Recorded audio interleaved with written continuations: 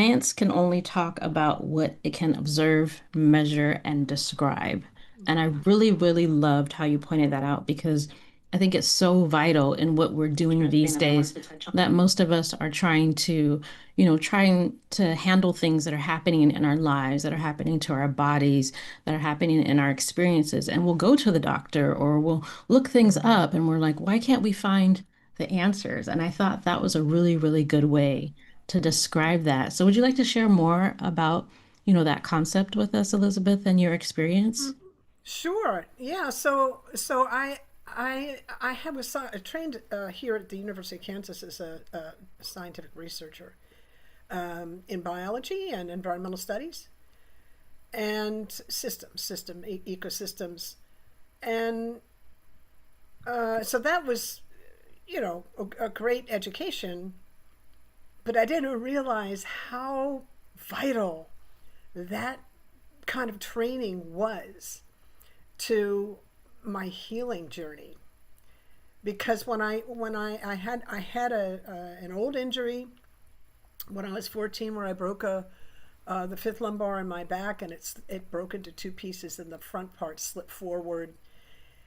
And it's kind of a long story, but it became quite unstable and I needed surgery. And it took 3 times for the doctors to actually create the machinery they needed to stabilize that slip. And then a fourth surgery. It was corrective surgery for an incisional hernia that happened as a result.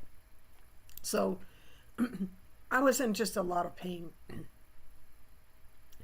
And each time I had surgery, I was in more pain. And um, after my first surgery, I went to the doctor and he said, "You have chronic pain. You can't heal from that. And your best quality of life is going to be on opiates and benzodiazepines. Benzodiazepines are anti-anxiety medicine." And that was what they had, right? Now, I was devastated because my training was you look to the experts and they know what's happening. So I believed them. But somewhere inside of me, I knew something was wrong with that statement. I didn't, I couldn't get it at the moment, but I had to sit in it. I was just so devastated. I was pretty dysregulated by that, so I couldn't think straight. But after a while, I figured out that, wait a minute, he's forgotten his basic science. Science is about probabilities, not facts. And he made a pronouncement: you will, you can't, not the odds are. That was not in the lexicon. It was you can't, right? So I knew, oh, he made an error there. And then the other part I knew was, oh, well, he's operating in a scientific paradigm, and we know that scientific paradigms shift. I mean, anybody that's sat in science is studied it knows that discoveries happen all the time, and as they do, the our awareness of kind of our world changes with it, right? We never knew what plate tectonics were until fairly recently, right? And that changed a lot, right? We didn't. Now there are still flat Earth Society people, but we thought the Earth was flat. We realize now that it's a globe. These kinds of things, and there are many of those in the science world. So I was aware of those things. And then the third one was, oh, we live in the all that is, right? We heal in the all that is, but science can only comment on that which it can observe, measure, and describe, which is a framework within the all that is. So it's got a limitation. And this is where I became very humble as a student. I had great professors. KU is a great school. Fabulous professors, always pushing pushing our critical thinking skills.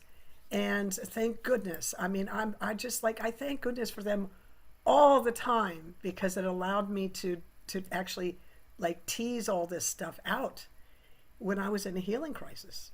Mhm. And so I knew that my healing, for me, yes, I can reference the scientific framework, but I will also have to reference the whole, all that is, not just the part that science can observe, measure, and describe. Another piece of the of my world, the medical world that I experienced was this reductionist model that they used, where they were very focused on my back. Oh, it's because of anybody that look any doctor that looks at my X-ray,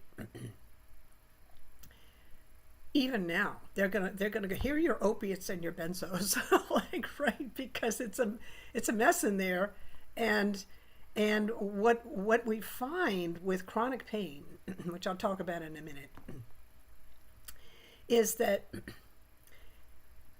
you can have three different people with the same X-ray, and one person will have pain all the time, and the other person or the other another person will have pain only when they're stressed, and then the other person won't have any pain at all. How do you explain that? Just by looking at the X-ray. You can't. Mhm.